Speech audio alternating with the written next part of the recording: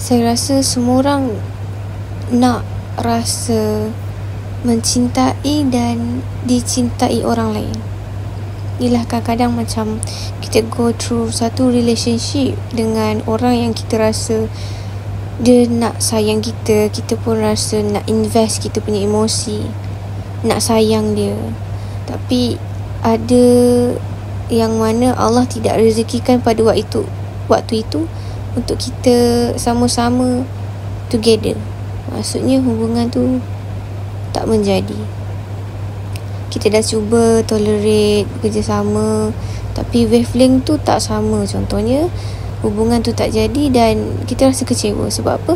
Sebab rasa cinta yang kita dah invest, kita berkorban untuk si dia, kita rasa nak jaga dia, nak sayang dia. Tak kisahlah kita lelaki, kita perempuan ke, sama juga kat partner kita tu, yang mana kita ada harapan bersama untuk kita menuju satu goal, tapi tak jadi. Mesti kita rasa frustrated, kita rasa terombang-ambing, and then kita akan ada rasa kenapa Allah bagi cerita endingnya begitu. Ataupun kita mula curious, kita question, kenapa Allah bagi ujian ni kat aku? Apa lagi yang Allah nak bagi, kan? So kita ada tendensi untuk merasai luka peritnya apabila hubungan tu tak jadi. Sebab apa? Sebab kita lost. So dalam fasa lost ni, kita mungkin akan marah, in denial dengan keadaan tu. Tapi bila kita punya hubungan tu dah tak kesampaian, tak jadi, baru kita sedar yang kadang-kadang kita terlalu mencintai manusia tu sampai kita lost diri kita. Kita lose hope. Dekat situ jugalah baru kita sedar yang bila kita mencintai orang tidak sebesar dia mencintai kita semula, tak sama effortnya tu. Baru kita sedar yang harga diri kita ni dipijak-pijak dan sebenarnya harga diri kita tu sangat bernilai. Baru kita sedar yang sebenarnya mencintai diri kita tu adalah sangat-sangat penting. Barulah kita boleh cari orang yang sayang dengan kita. Tapi di fasa move on, lain cerita dia. Kita dalam fasa berduka dan penuh luka, kenangan yang lama. Jadi dalam Islam kan, agama kita ajar kita untuk kita self love sebenarnya. Dalam satu hadis riwayat Bukhari dan Muslim, Rasulullah SAW pesan dah dekat kita yang kita kena ada self love. Jadi Rasulullah ni bagi tahu tak beriman seseorang, maksudnya kita bukan Islam, kalau kita tak sayang saudara kita sendiri, tak ada kasih sayang, tak ada belas kasihan, tak ada rasa cinta. Sama macam kita kena ada rasa cinta dekat diri kita sendiri. Maksudnya, kalau kita mencintai sesuatu untuk diri kita, self love lah kan, baru kita boleh contribute cinta kita dekat orang lain. Baru kita boleh bagi the same energy towards other people. That's what our Prophet said. Kadang-kadang bila kita mencintai orang lebih daripada effort dia mencintai diri dia dan diri kita, membuatkan kita rasa tidak dihargai dan kita akan salahkan takdir. Itulah punca menjadi self-hatred. Kita benci diri kita sendiri, kita menyalahkan situasi. Itulah yang kita hadap di fasa move on. Jadi apa yang kita kena buat sebenarnya? Korang pernah dengar tak ada satu teknik ni, nama dia word affirmation. Word affirmation is very very important to us. Dia bukan je menambahkan self-confident, tapi jati diri kita, prinsip hidup kita, goals kita setiap hari. So what we should do with word affirmation, macam mana nak buat?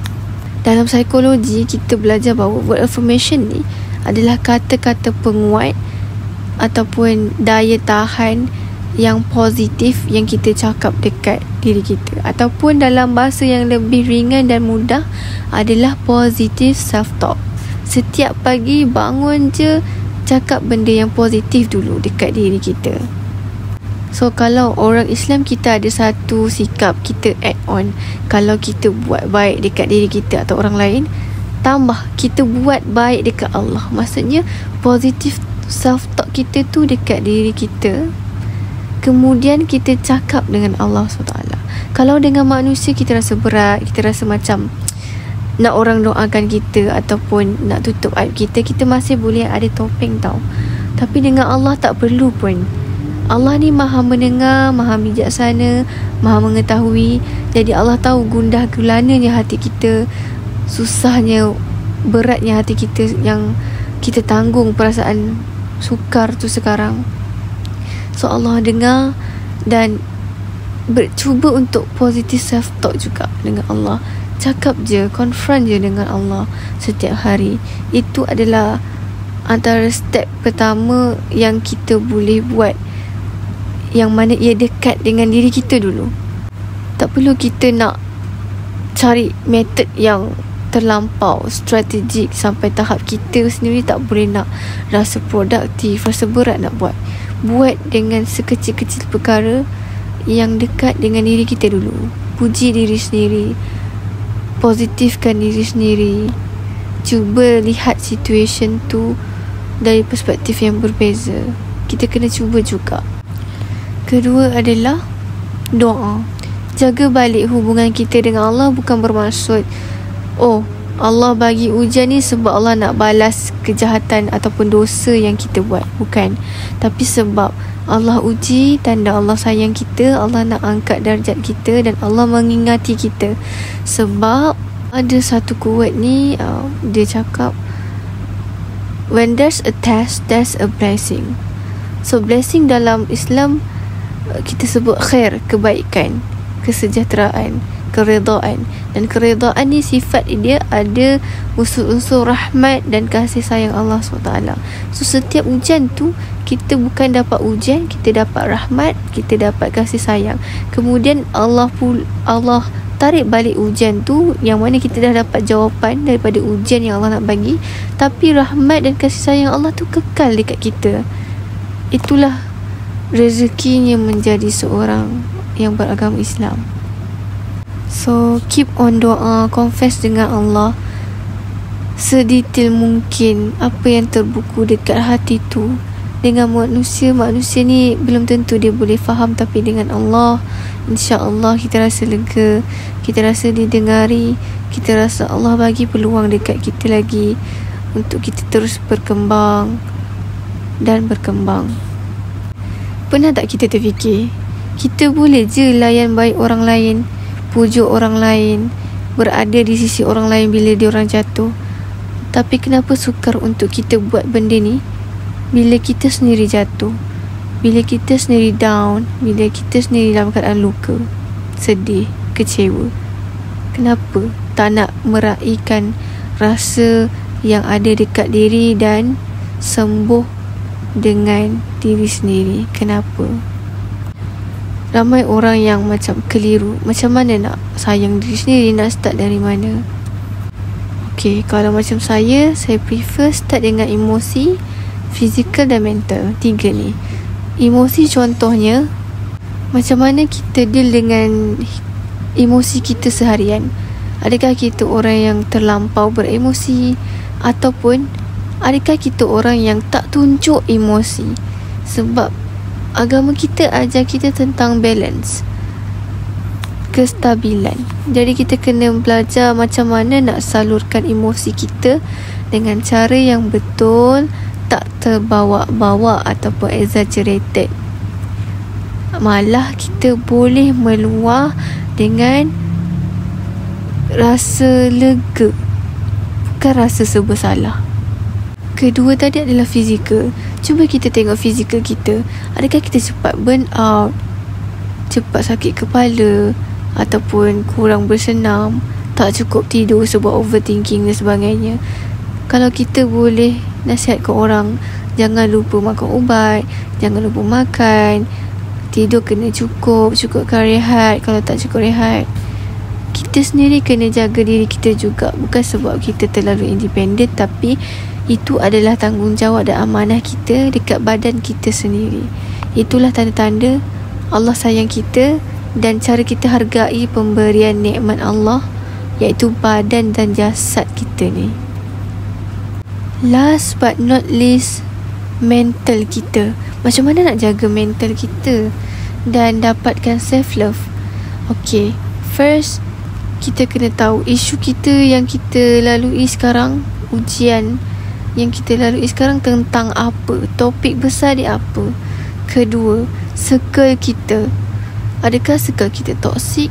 Adakah circle kita baik?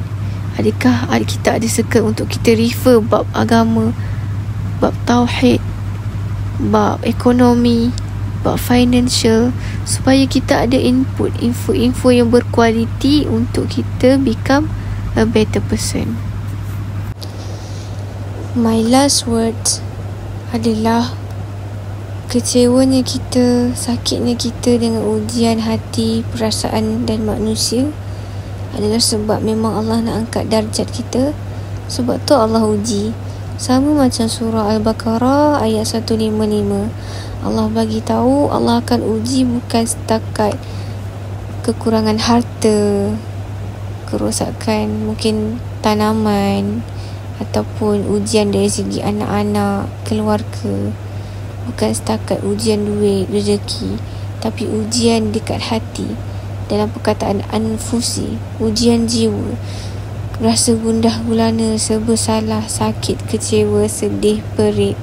Semuanya Allah jadikan ujian sebab Allah nak tengok adakah kita belajar untuk menjadi orang yang sabar dan mencari jawapan kehidupan.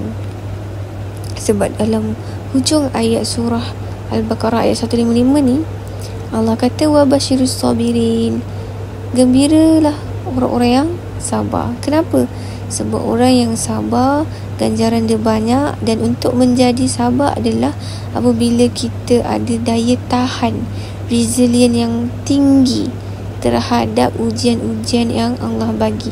Bukan bermaksud kita memendam perasaan, kita peram masalah kita sampai kita sakit mental, bukan macam tu. Tapi kita mencari jawapan di dalam hidup, bertanya kalau tak tahu, cari knowledge macam mana nak handle situation, macam mana nak handle ujian, mengikut ilmu orang yang pakar dalam bidang dia. Kalau sakit, jumpa doktor. Kalau ada masalah rumah terbakar, cari bomba cepat-cepat. Kalau cedera, cari hospital. Kalau kereta rosak, cari mekanik. Itulah sebenarnya orang-orang yang sabar, orang-orang yang mencari jawapan dalam hidup dan berusaha sedaya upaya untuk sentiasa dalam redha Allah. Cari jawapan, cari redha Allah, dan letak je effort, insya-Allah. Dan semoga kita menjadi dalam golongan orang-orang yang sabar, dan Allah angkat darjat kita setinggi-tingginya dan menjadi asbab kita masuk syurga Firdaus. Amin.